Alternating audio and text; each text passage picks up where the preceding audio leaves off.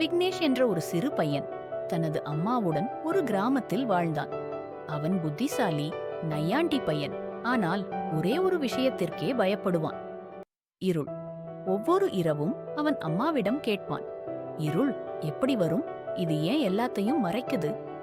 அம்மா, ஒளி எங்கே போயிடும்?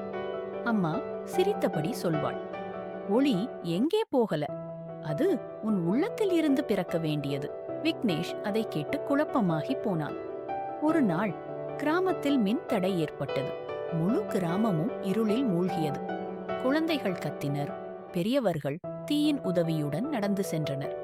அந்த நேரத்தில் விக்னேஷ் தனது வீட்டில் வைத்திருந்த சிறிய மெழுகுவர்த்தியை எடுத்துவிட்டு வீட்டின் முன் வைத்து ஒளி விளக்கினான். அவன் பார்த்தான், முன்னாடி பயந்த அந்த குழந்தைகள் எல்லாம் அவன் வீட்டின் அருகே வந்து நின்றார்கள். அவன் மெழுகுவர்த்தியின் ஒளி ஒருவரிடமிருந்து ஒருவருக்கு பரவியது. குழந்தைகள் சிரிக்க ஆரம்பித்தார்கள். அம்மாக்கள் நன்றி சொன்னார்கள்.